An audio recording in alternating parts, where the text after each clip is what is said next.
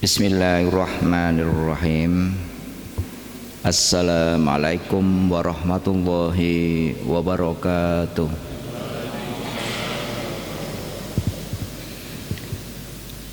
Alhamdulillahilladzi khalaqal insana fi ahsani taqwim. Asyhadu an la ilaha illallah wa asyhadu anna Muhammadar Rasulullah. Allahumma sholli ala Muhammad wa ala ali Muhammad kama shollaita ala Ibrahim wa ali Ibrahim. Amma ba'du, ayyuhal mustami'un ayyuhal mu'minun rahimakumullah, usikum wa nafsi bitaqwallahi faqad fazal muttaqun. Qala Allahu ta'ala fi kitabil karim, a'udzu billahi minasy syaithanir rajim, bismillahirrahmanirrahim. Ya ayyuhalladzina amanu taqullaha ittaqullaha haqqa tuqatih wa la tamutunna illa wa antum muslimun. Shadaqallahul azim. Bapak Ibu jamaah salat Masjid Agung Baitussalam rahimakumullah. Pagi yang cerah, hujan pada pagi hari ini juga tiada turun, jalanan yang lengang, udara yang jernih, kesempatan yang amat luas. Sungguh itu semuanya adalah merupakan satu nikmat karunia yang amat besar yang diberikan oleh Allah Subhanahu wa ta'ala kepada hambanya. Tentu saja atas semua nikmat tersebut, sebagai seorang mukmin yang muslim akan mensyukurinya, memanfaatkannya nikmat-nikmat tersebut dengan sebaik-baiknya, karena nikmat-nikmat tersebut merupakan satu kelengkapan dalam hidup kita ini. Dan barang siapa yang mensyukuri nikmat Allah, maka Allah akan menambah bentuk keberkahan-keberkahan dengan berbagai macam jenisnya. Di antara keberkahan hidup itu adalah kita bisa memiliki hati yang tenang, pikiran yang damai, dan semangat di dalam menjalani hidup dan kehidupan ini. Apalagi di tengah-tengah munculnya beberapa ulama, ustadz, kiai,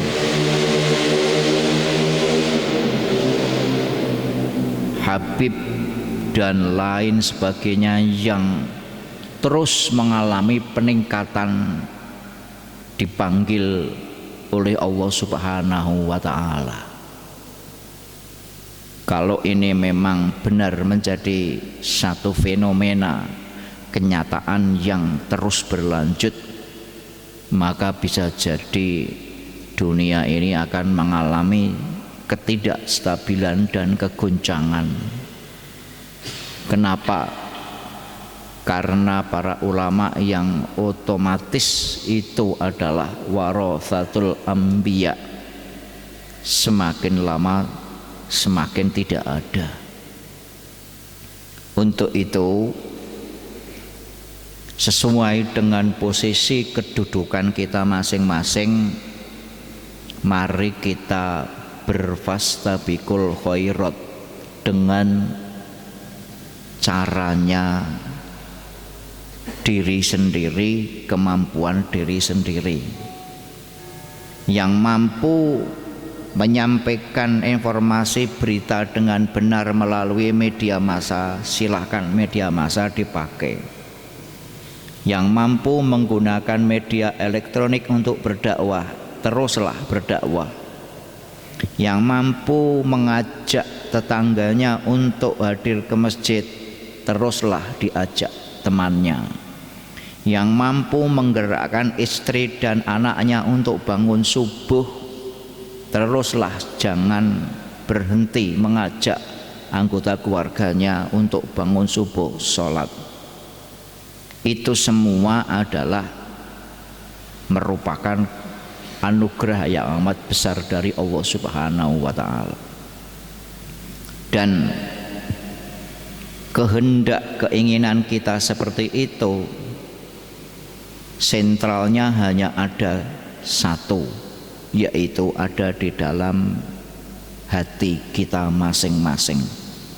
Apakah kita ini ingin menjadikan hidup ini bermakna bagi kehidupan kita di alam kubur, bagi kehidupan kita nanti di alam akhirat? Kata kuncinya ada pada hati kita masing-masing. Bapak Ibu rahimakumullah, hati manusia yang menjadi topik kajian pada malam di penghujung akhir alias subuh pada kali ini, itu bisa diibaratkan seperti raja. Sedangkan anggota badan kita, mata, kaki, telinga, dan seluruhnya itu adalah prajuritnya. Artinya, tangan kita ini mau dipakai untuk melempar benda yang baik, memanah, memasukkan uang, mengajak salaman, menempeleng. Kaki kita ini untuk melangkah menuju tempat perzinahan. Kaki kita ini mau menuju ke tempat masjid. Kaki kita ini menuju untuk berbuat curang. Mulut kita ini akan mengatakan sesuatu yang mencelakakan rakyat umat. Ataukah justru mulut kita ini akan memberikan satu statement yang membahagiakan seluruh umat? Sentralnya ada di hati kita ini sendiri semua. Nah, bila rajanya dalam diri kita ini baik, maka tangan anggota dan prajuritnya ini semuanya akan baik.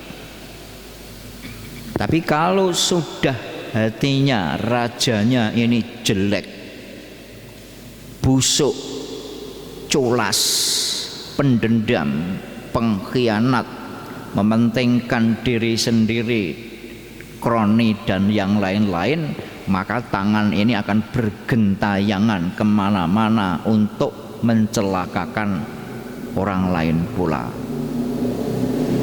Nah, oleh sebab itu di dalam Islam, amalan yang dapat mengendalikan hati kita itu menjadi sangat sentral.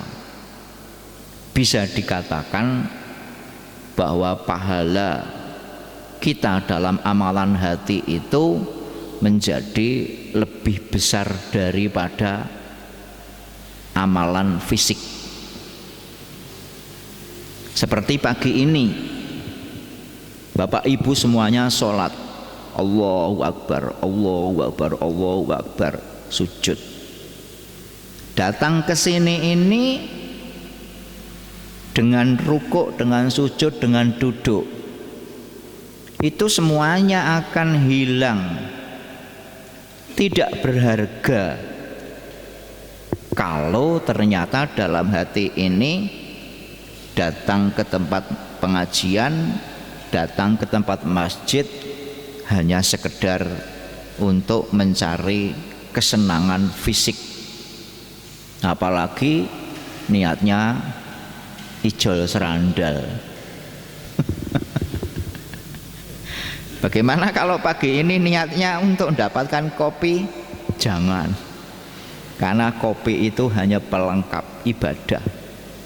Artinya datang ke sini untuk sholat, datang ke sana untuk pengajian, itu ingin mendapatkan apa? Hati ini pengendalinya.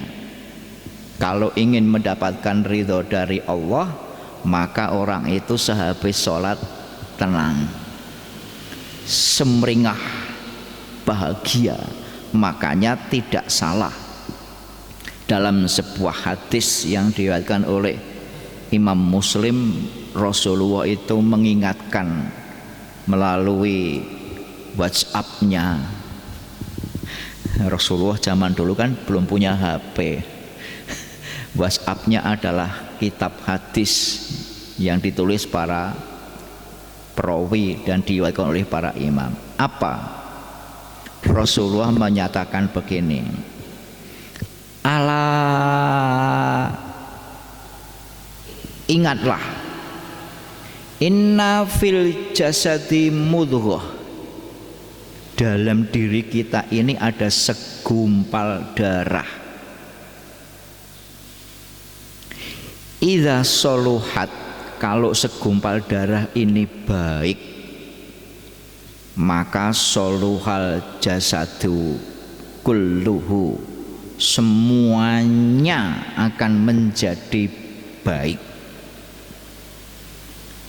Padahal kalau kita mau memikirkan di antara anggota tubuh kita ini yang paling berharga apa?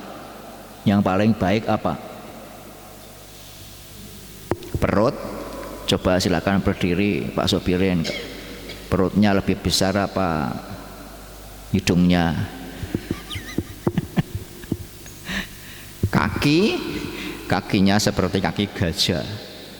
Ternyata badan kita ini yang paling mungkin dipandang baik itu adalah kepala. Karena kepalanya bisa nengok kanan, nengok kiri, menengadah ke bawah. Tapi nengok kanan mau mencuri, nengok kiri mau berbuat baik, ternyata kepala tidak lebih utama daripada hati. Karena kepala kita mau ke kanan, yang menggerakkan hati kita. Karena kepala ini mau menggeleng atau tidak, tangan ini mau mengambil minum atau tidak, hati kita ini. Nah, wa idza fasadat, kalau segumpal darah ini jelek, tidak baik, maka fasadal jasadu kulluhu, semuanya anggota badan kita ini juga ikut jelek, karena dimotori oleh hati yang sudah tidak baik. Apa itu?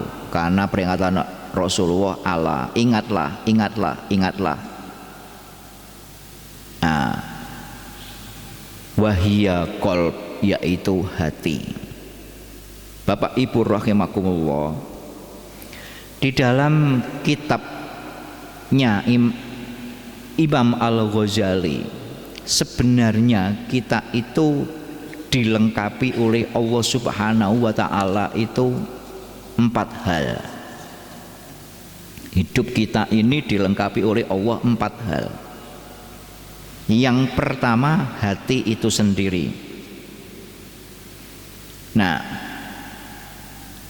hati itu dalam arti yang halus, yaitu bersifat ketuhanan, penghambaan kepada Allah Subhanahu wa ta'ala.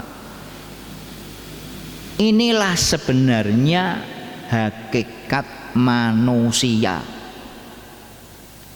Jadi tinggi besar seperti ini, ganteng, saya seperti ini, tembong, ini sebenarnya bisa dikatakan bukan manusia. Nah, terus apa? Ya badan wadak, gembung. Lah kalau dikatakan tidak manusia, kenapa? Karena perangainya jelek, karena perangainya tidak baik. Kenapa perangainya jelek? Karena hatinya sudah jelek.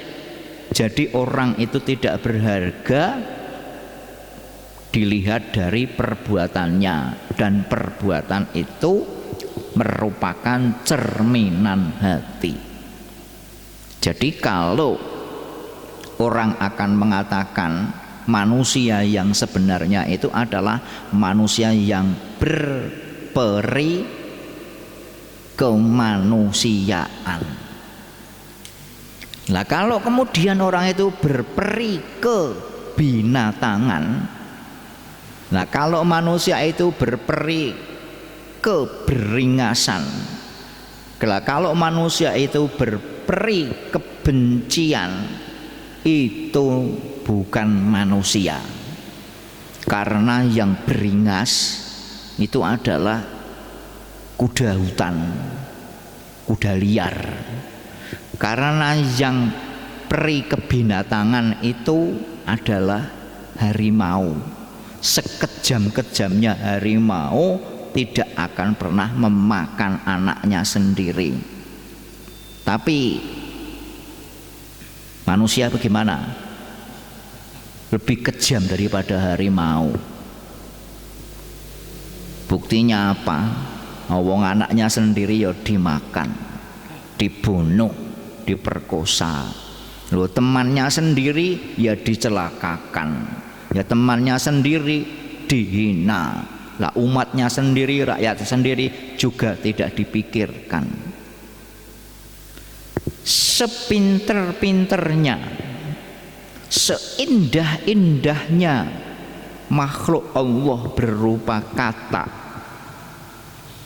yang sedang bernyanyi di dalam air ketika hujan atau di belumbang kolam, tungglung tungglung tungglung teot teot tungglung tungglung teot. Di sini tungglung tungglung teot teot sudah indah kan Pak? Tungglung tungglung teot tungglung tungglung teot. Sini nyemplong tungglung tungglung teot cetit. Yang tungglung teot jangan ndak. Artinya apa? Yang di sini tung teot sini nyemplong ting dibiarkan.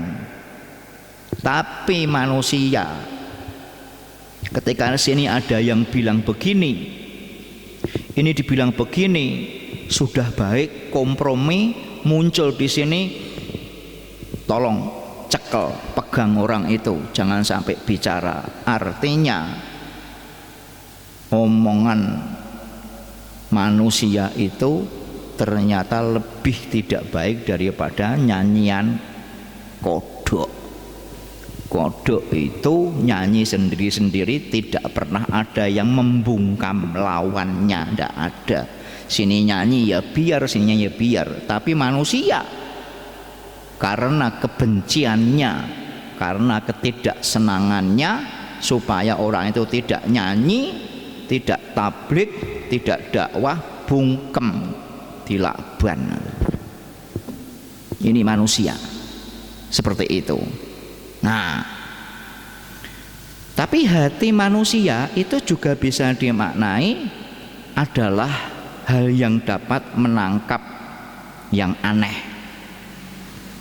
termasuk dalam hal ini adalah rahasia di luar jangkauan kita. Ini yang pertama. Yang kedua adalah roh. Coba, siapa yang pagi hari ini tidak bernapas? Semuanya bernapas. Siapa yang pagi ini tidak bernapas? Kalau bisa tidak bernapas, berarti panjenengan sehat. Loh, kok begitu? Karena manusia bernapas keluar. Nah, coba tahan napas. Silahkan Bapak Ibu narik napas sepanjang-panjangnya,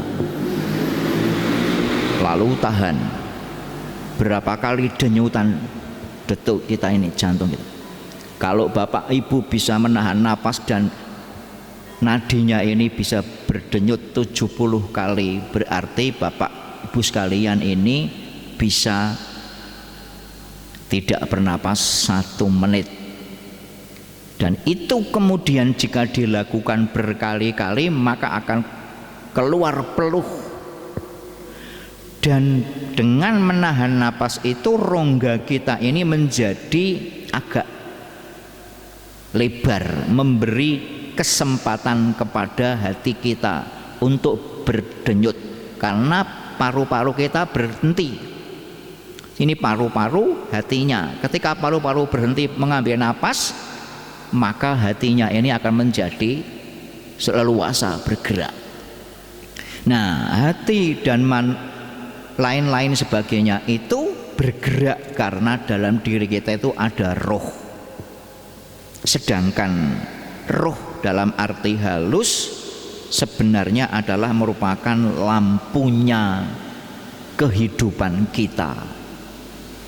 Jadi kalau secara fisik ya itu orang ada hatinya, ada kepalanya, ada kakinya, ada matanya, ada kemaluannya, tapi meneng alias sudah meninggal, ya, maka itu sebenarnya bukan manusia lagi, tetapi jasad, jenazah. Nah, maka apa? Orang itu akan dikatakan sebagai manusia kalau di dalam diri kita itu ada rohnya. Dan roh itu merupakan sifat yang halus pada diri manusia, dapat mengetahui segala sesuatu serta bisa menangkap segala pengertian yang ada dalam kehidupan ini. Maka ketika Rasulullah itu ditanya, roh itu sebenarnya ada di mana? Di tenggorokan? Apa di pergelangan tangan? Apa di kemaluan? Apa di tengkuk? Ini yang kemudian terjadi pembunuhan pengawal FPI. Kenapa kemaluannya mesti harus ditembak? Kenapa dadanya juga harus ditembak? Kenapa mesti harus ini? Nah, mungkin itu mereka beranggapan letak rohnya itu di situ. Intinya Rasulullah ketika ditanya tentang roh, maka jawabnya kul lirruhu min amri rabbi. Urusan roh itu urusan Allah, yang punya adalah Allah.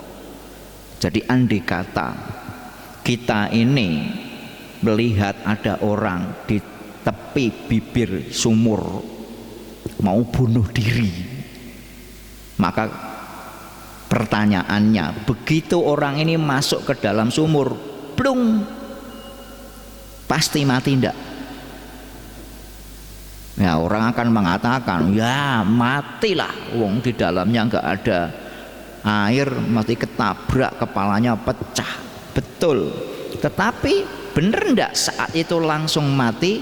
Juga tidak tahu. Nah, yang ketiga adalah nafsu. Semua makhluk Allah itu diberi nafsu, termasuk binatang, juga kita ini manusia. Makanya kan dulu ketika kita sekolah itu ada yang menyatakan manusia itu adalah hayawanun natik, binatang yang diberi akal. Nafsu itu tempat bertemunya, tempat tumpuan kekuatan sifat-sifat marah dan syahwat. Jadi semuanya termasuk saya ini punya syahwat, ya. Jadi kalau pagi ini kita belum mencium bau kopi, karena belum dituang kopinya. Tapi begitu kopinya dituang lalu kita mencium, muncul nafsu. Enak, aduh seger. Syahwat juga sama. Nafsu syahwat itu ketika makhluk Allah ini melihat makhluk lain yang berbeda, inilah yang kemudian terjadi apa yang disebut dengan hubungan seksual yang benar, yaitu nikah. Ada yang tidak benar, yaitu perzinaan dan lain sebagainya. Manusia dengan binatang sama. Artinya apa? Manusia diberi nafsu, binatang diberi nafsu. Ketika binatang itu melihat lawan jenisnya, ya pengen mengawini. Buktinya ya babonnya Pak Darman di desa itu dikejar-kejar oleh jago. Begitu ngebet, jagonya meledik, babonnya lewat jendela ya ikut naik sampai ke tempat makanan, ya dikejar terus. Apakah itu anaknya, apakah itu bibinya, jagonya nggak mikir. Itu jago. Nah, manusia ini juga diberi nafsu seperti itu, tapi Allah memberikan kelengkapan hidup kita yang keempat, yaitu akal dan hati.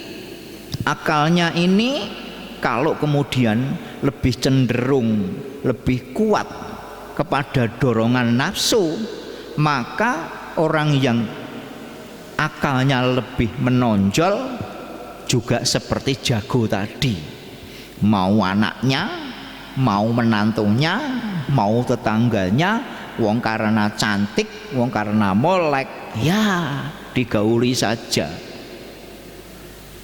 Tapi akal manusia ini menjadi dikendalikan, syahwat kita ini bisa menjadi dikekang, nafsu kita bisa menjadi kita kendarai, tidak melakukan perbuatan yang tidak baik tersebut karena apa? Hati. Jadi kalau orang itu lapar, maka nafsunya muncul ingin makan. Tapi orang yang mampu mengendalikan hati, menundukkan akal dengan hati, maka dia akan berpikir, wah duit-duit ora ya, wah duitnya cukup apa ora ya. Nah, orang baru berpikir, wah tidak cukup, kalau begitu saya makan seadanya. Ini hati manusia, Bapak Ibu sekalian. Ya, sedikit gambaran. Kemarin itu istri saya masak. Tak tanya masak apa? Oyek. Wah, saya belum tahu ini apa ini oyek. Oyek kan budin kemerintil, itu dikasih kelapa. Rasanya seperti apa? Oh, anyep. Saya saja sepertinya nggak suka, apalagi anak saya, anak modern. Terus masak apa? Gesek. Masak apa? Sayur oseng pare atau oyong. Nah, yuk makan. Ini dalam rangka mendidik hati. Ambil ini masakan ibu. Kok rasanya begini? Ini makanan hanya satu. Kamu ambil ini, ambil sayuran, ambil kerupuk, yo nikmati, enak. Jadi masakan sang istri juga enak, sehingga istri tidak sakit hati. Bapak Ibu rahimakumullah, Imam Al-Ghazali dan juga banyak di dalam Al-Quran itu menerangkan apa itu komposisi tingkatan-tingkatan hati manusia. Ada 7 minimal hati manusia. Nah, pagi ini akan saya singgung secara umum saja. Nanti lain kali bisa kita bahas satu persatu secara lebih mendalam. Yang pertama, dalam diri manusia ini secara fisik hati manusia itu hanya satu, kecil, warnanya merah dalam diri kita ini. Maka ada yang disebut dengan hati sanubari. Apa itu hati sanubari? Hati sanubari ini adalah hati yang paling luar, hati yang lebih cenderung kepada hawa nafsu, yang selalu didesak oleh setan untuk berbuat yang tidak baik, selalu menuju kepada nafsu duniawiyah, ingkar kepada Allah Subhanahu wa ta'ala. Inilah yang kemudian dalam Al-Quran disebut dengan nafsum bisu. Innan nafsa la ammaratum bisu, nafsu yang tidak baik. Nah, ini yang pertama. Lingkaran yang kedua, menurut Imam Al-Ghazali itu adalah apa yang disebut dengan hati maknawi.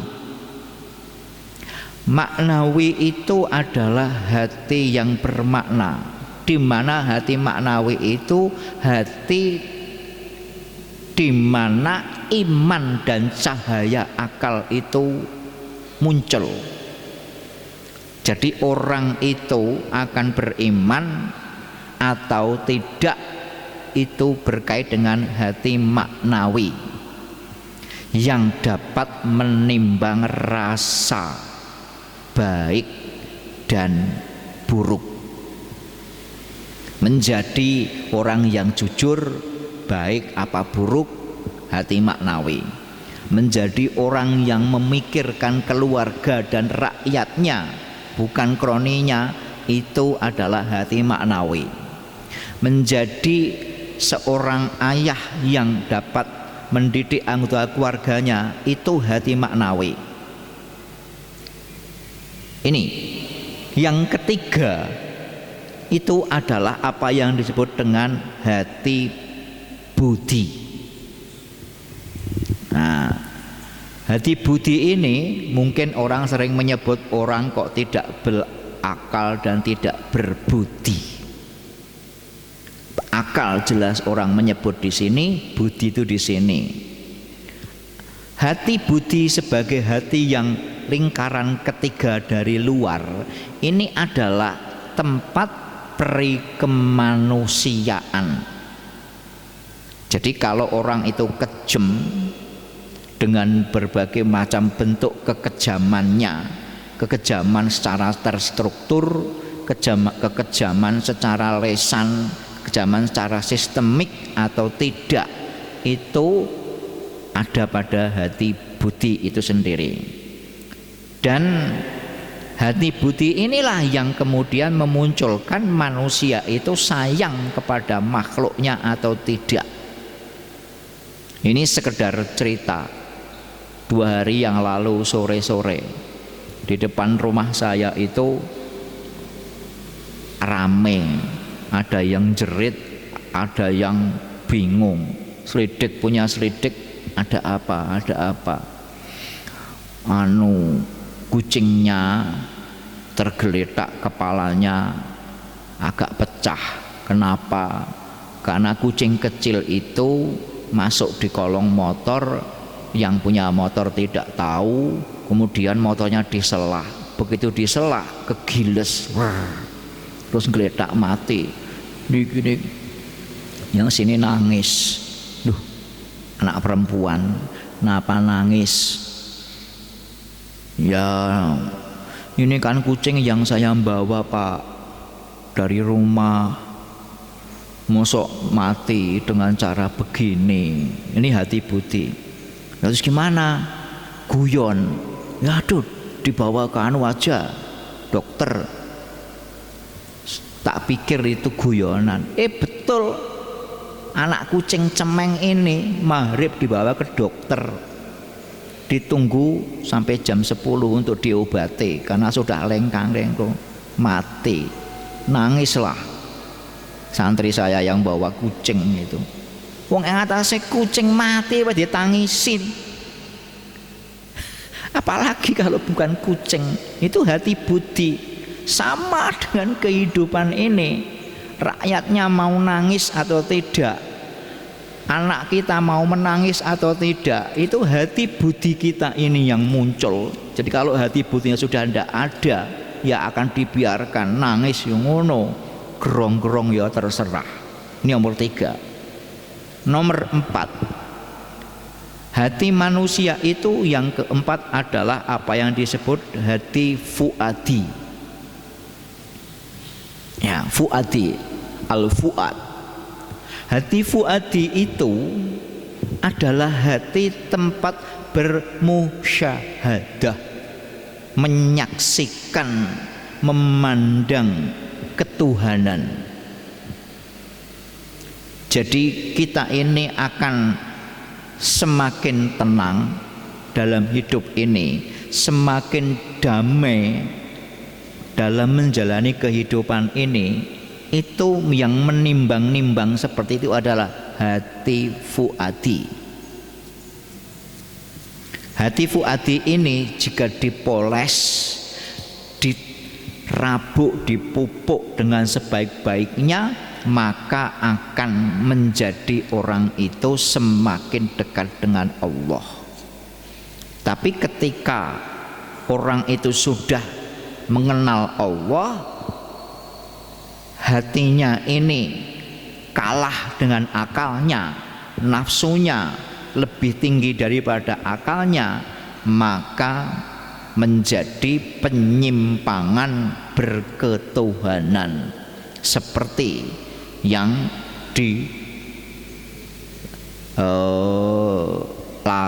dilakoni, dilalui, dijalani oleh Syekh Siti Jenar manunggaling kawula Gusti, manjing, sehingga dia mempersonifikasikan saya ya saya adalah Tuhan, Tuhan adalah saya.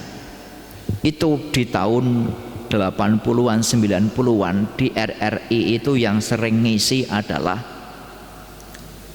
Dr. Damarjati Supadjar. Saya sering mengikuti, ada benarnya. Yang tidak benar itu memaknai manunggaling kawula Gusti, Allah ya saya ya Allah. Memang manusia itu memiliki sifat-sifat seperti manusia. Allah melihat, saya juga melihat. Ini air apa bukan? Air kan? Saya juga melihat. Allah Maha mendengar, kita juga mendengar. Hanya Allah tidak haus, saya haus. Bedanya itu. Nah, ini penyimpangan. Yang kelima, sebenarnya ini panjang Pak, kajiannya panjang sekali. Kalau untuk di grup mantan guru-guru Madrasah Aliyah Yogyakarta ini saya berikan rekaman 5 menit saya terangkan, terus saya kirim 5 menit saya kirim, 5 menit saya kirim setiap hari Senin dan Jumat. Dan tadi malam saya baru teringat sama Ustadz Darman, ini jadwal saya ya, sehingga saya jam 11:30 baru tidur karena mulai kemarin ada program sertifikasi haji di YIN. Saya sebagai salah satu asesornya harus memandu dari awal sampai akhir. Yang kelima adalah lubul kolbi. Sabar nggih, kurang 2. Lubul kolbi. Lubul kolbi itu adalah hati jinem kalau orang Jawa bilang. Apa itu lubul kolbi, hati jinem? Yaitu hati yang mampu menyaksikan kudrat Allah Subhanahu wa ta'ala. Yang ini tidak semua orang bisa. Kudrat Allah, apa yang dikehendaki oleh Allah itu bisa disaksikan oleh manusia secara fisik kalau orang itu memiliki lubul kolbi, hati yang dalam. Nah, misalnya kita ini sebagai seorang muslim beriman, jin itu ada enggak? Ada? Nah, pernah lihat? Oh, belum. Kecuali kalau jin putih, alias jenggotnya putih. Neraka ada enggak? Ada. Pernah lihat Ustadz Safen yang kemarin ditinggal istrinya, mudah-mudahan husnul khotimah. Alam kubur ada enggak? Ada. Mau nengok, buka ke dalam, ya enggak. Mau lewat mana pintunya enggak tahu. Dipacul sini ya enggak ketemu, dipacul sini enggak ketemu. Malaikat ada enggak? Ada. Nah, ketika orang itu bisa melihat ya makhluk-makhluk Allah yang lain, surga, neraka, jin, setan, itu makhluk Allah. Maka itu menggunakan lubul kolbi. Wa wa'lam, Bapak Ibu rahimakumullah. Ketika tahun 84 saya kok kebetulan melihat makhluk. Ketika gelap, mati listrik, kemudian di sana itu lampunya hidup. Begitu mati blek, ada makhluk turun, jeluk, jalan, tek tek tek tek tek keluar, terus hilang. Setelah itu lampunya dihidupkan. Karena ketika sebelum lampu mati ada bor papan tulis diturunkan, dan itu bekas kapur. Kemudian makhluk itu turun, jelek, jalan. Oh, ini tadi berarti makhluk Allah yang namanya tuyul. Tingginya berapa? Hanya sekitar 60. Kakinya lebarnya sekian, jarinya hanya 3, dan memang tidak berbaju. Saya pernah melihat itu tahun 80-an 5 dulu. Yakinnya itu karena ada pecaknya. Nah, di sini ini lubul kolbi yang berperan, yang bisa melihat kenyataan. Yang keenam, Bapak Ibu rahimakumullah, hati kita yang secara fisik hanya satu, ini tingkatan yang agak paling dalam, itu adalah hati sukma. Hati sukma ini hati makiyah. Hati makiyah ini adalah hati di mana tempat cahaya Allah diterima oleh manusia, sehingga mendapatkan ketenangan, kebahagiaan dalam dirinya. Inilah yang kemungkinan dirasakan oleh orang-orang yang senantiasa mendapatkan Lailatul Qadar, ketenangan dalam dirinya. Ini adalah hati sukma, dan yang paling dalam spektrum gambar hati manusia itu adalah apa yang disebut dengan hati sirri. Makanya kan kalau orang infak fis sirri wal alaniyah, hati sirri ini adalah hati tempat terbukanya segala yang gaib dan rasa uluhiyahnya yang tinggi. Jadi dia itu orang yang memiliki dalam dirinya itu adalah ketenangan, rasa penghambaannya kepada Allah itu tinggi. Itu betul-betul hati sirinya yang berfungsi. Nah, Bapak Ibu rahimakumullah, Rasulullah Shallallahu Alaihi Wasallam banyak menjelaskan di dalam kitabnya tentang hati. Juga Ibnu Taimiyah, seorang ulama besar, dalam kitabnya Al-Majmu' Al-Fatawa jilid 1 bab 11 halaman 208 menyatakan al-a'maludz dzahirah, perbuatan yang real. La takunu sholihatun makbulatun, tidak akan bisa diterima ya illa biwasatil a'malil qalb, kecuali ya melalui perantara amalan hati. Artinya perbuatan kita ini tidak akan apa yang disebut dengan dianggap soleh, tidak dianggap baik kalau tidak dilandasi dengan hati. Sekalipun orang itu memasukkan uang, sekalipun orang itu memberikan semen, sekalipun orang itu menyampaikan statement, tapi kalau hatinya ini penuh dengan dendam, kesumat, khianat, ada niat terselubung, maka statementnya itu tidak akan pernah dipercaya, alias asbun, asal bunyi. Karena tidak konform antara hati dengan amalan nyata. Ya. Fa innal qalb malikul wal a'dha'ul junuduh, karena hati itu adalah al malik, raja, wal a'dha' dan amal dan anggota badan ini adalah tentaranya. Fa idza khabithal mal, ketika maliknya, rajanya itu jelek, khabitha junduhu, maka jelek pula lah seluruh tentaranya itu sendiri. Untuk itu Bapak Ibu rahimakumullah, mari semakin senja kita. Ustadz Safin ini usianya baru 56.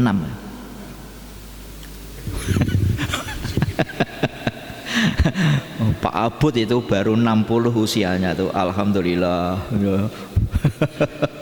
Pak Darman baru 45, apalagi Pak Sabirin baru 25. Semakin senja Pak kita ini. Kalau sudah semakin senja mau kemana? Ya nanti ke sana, ke Makbaroh. Di mana? Pasar Manis? Belum tentu, nggak tahu. Nggak tahu. Maka mari kita hiasi dalam hidup ini yang dapat menenteramkan hati kita. Dan ketentraman hati ini adalah apa yang disebut tadi dengan mendudukkan diri kita dalam hati sirri, hati yang dapat terus berkomunikasi dengan Allah Subhanahu wa Ta'ala. Sebenarnya belum rampung ini. Hah? 1 jam lagi. Sebelumnya belum rampung. Kalau nggak rampung ya nggak dirampungin, nggak rampung-rampung. Saya kira cukup dulu. Mohon maaf jika ada kesempatan nanti kita sambung lagi pada kesempatan yang berbeda. Kita berdoa kepada Allah, mudah-mudahan hati kita menjadi tenang. A'udzubillahi minasyaitonirrajim. Bismillahirrahmanirrahim. Alhamdulillahirabbil alamin. Hamdan syakirin, hamdan na'imin, hamdan fi ni'amahu wa yukafilu mazidah. Ya Rabbana lakal hamdu kama yanbaghi laha li jalali wajhikal karimi wa azimi sultanik. Allahumma arinal haqqa haqqa warzuqna ittiba'ah wa arinal batila batila warzuqna ijtinabah. Allahumma inna na'udzubika min waba'ith tasabari wa kabbatil manzari wa su'il munqalabi fil mali wal ahli wa na'udzubika min ghalabatid daini wa qahrir rijal wa na'udzubika min syarri ma khalaq wa na'udzubika minal ajzi wal kasali wal jubni wa na'udzubika min adzabil qabri wa min fitnatil mahya wal mamati wa min syarri fitnatil masiihid dajjal. Rabbana atina fid dunya hasanah wa fil ardi hasanah wa qina adzabannar. Walhamdulillahirabbil alamin. Kita tutup dengan bacaan hamdalah. Alhamdulillahirabbil alamin. Nafsum minallahi wa fatqun qarib. Assalamualaikum warahmatullahi wabarakatuh.